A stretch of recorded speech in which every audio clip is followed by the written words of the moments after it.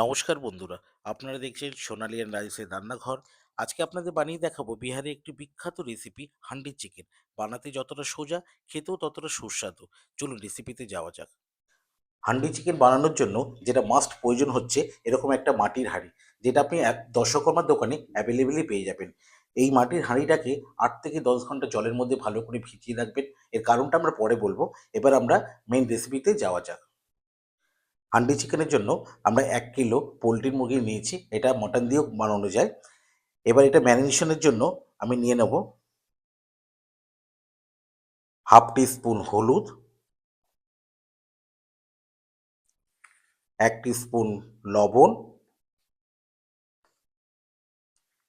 1 টি spoon Kashmiri লঙ্কার গুঁড়ো, জিরে দেব ½ টি স্পুন, ধনে দেব ½ টি স্পুন,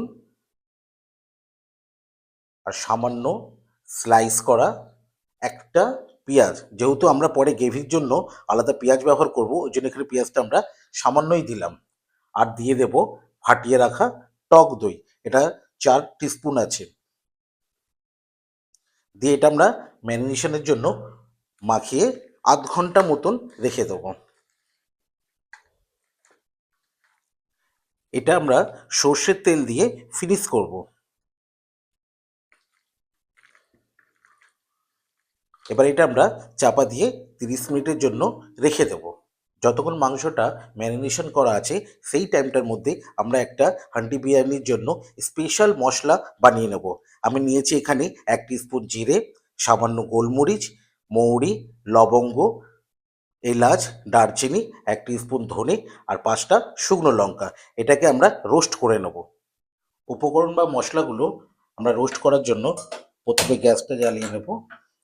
গ্যাসটা জ্বালানো হয়ে গেলে এর মধ্যে মশলাগুলো দিয়ে দেব।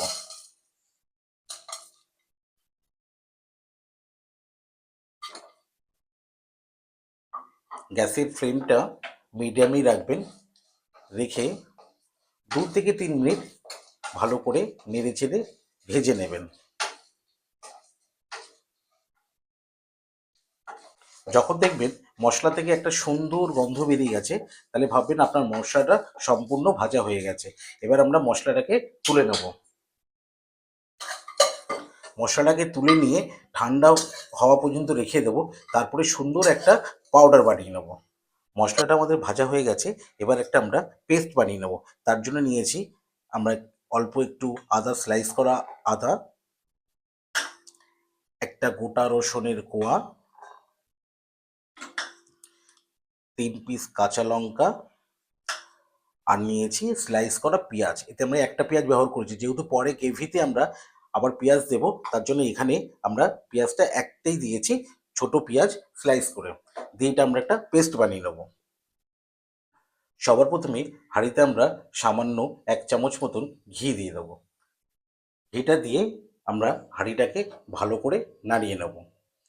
গ্যাসের ফ্লেমটা আপনার মিডিয়ামই রাখবেন।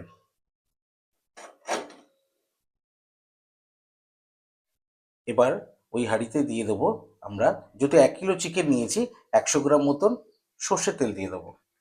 সর্ষের তেল দিয়ে তেলটা গরম হওয়ার জন্য একটু সময় নেব। এটা আমাদের অলরেডি গরম হয়ে গেছে।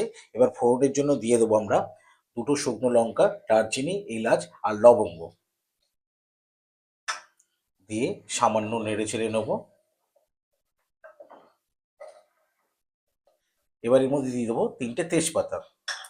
তেজপাতাটাও দিয়ে ভালো করে তেলের মধ্যে নেড়ে চেড়ে নেবো। আমাদের ফোড়নটা ভাজা হয়ে গেছে। এবার এর মধ্যে দিয়ে দেবো স্লাইস করা পেঁয়াজ। আমরা 2টো পেঁয়াজ ব্যবহার করেছি, এই 2টো পেঁয়াজই দিয়ে দেবো। দিয়ে ভালো করে আবার নেড়ে চেড়ে নেবো। যেহেতু মাটির হাঁড়ি, খুব সাবধানে আমাদের নাড়াচাড়া করতে হচ্ছে, বা আপনারাও খুব সাবধানে নাড়াচাড়া করবেন। আর একটা কথা বলেছিলাম, যেটা 7-8 ঘন্টা মাটির হাঁড়িটাকে কেন আপনারা ভিজিয়ে রাখবেন, তাতে কি হবে, এটা ভাঙা বা ফাটার চান্স থাকবে না। এই হাঁড়িটা রান্না করার সময় ভাঙা বা আপনার যে ফেটে যায় সেই চান্সটা থাকবে না। এবার এটাকে ভালো করে নেড়ে চেড়ে নেবো। পেঁয়াজটা আমাদের সম্পূর্ণ হয়ে গেছে ভাজা। অনেকে দেখবেন কড়াইয়ের মধ্যে গ্রেভিটা রেডি করে করে তারপরে হান্ডি চিকেনে দেয়, কিন্তু আমরা এটা ডাইরেক্ট মাটির হাঁড়িতে করলাম, এই টেস্টটা সম্পূর্ণ আলাদা।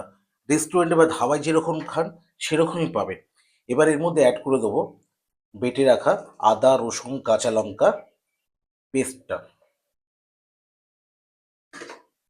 দিয়ে আবার 2 থেকে 3 মিনিট এর মধ্যে ভালো করে নাড়াচাড়া করে নেব।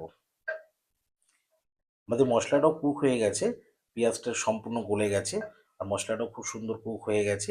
এর মধ্যে আমরা এরপরে দিয়ে দেবো ½ টি স্পুন হলুদ, ½ টি স্পুন জিরে, ½ টি স্পুন ধনে,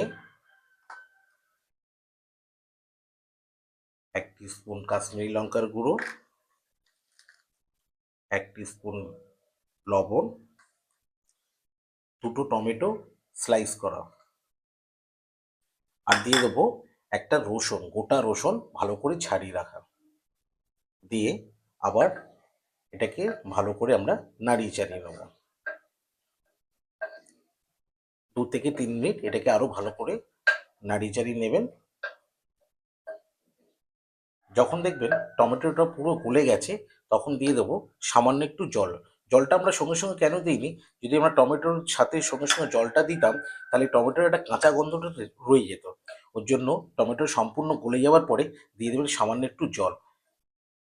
ফাইনালি আমাদের মশলাটা হয়ে গেছে। এবার ম্যারিনেশন করা চিকেনটা এর মধ্যে আমরা দিয়ে দেব।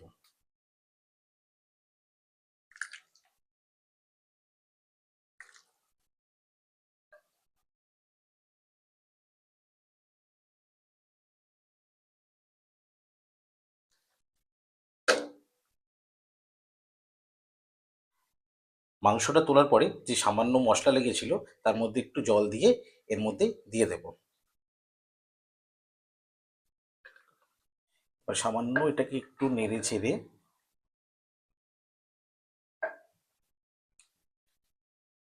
আমরা ফিনিশ করে দেবো পাউডার করে রাখা আমাদের মশলাটা দিয়ে।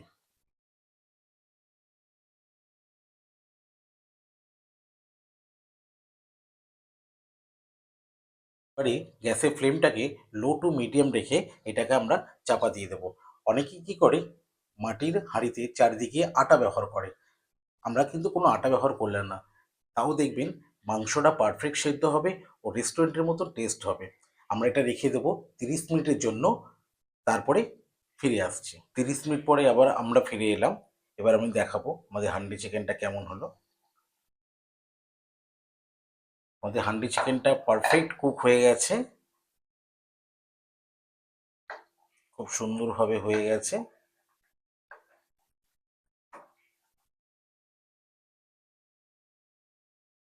এবারে আমরা গ্যাসটা বন্ধ করে দিয়ে আরও 10 মিনিট চাপা দিয়ে রেখে দেবো। এই রেসিপিটা আপনাদের কেমন লাগলো অতি অবশ্যই কমেন্ট করে জানাবেন।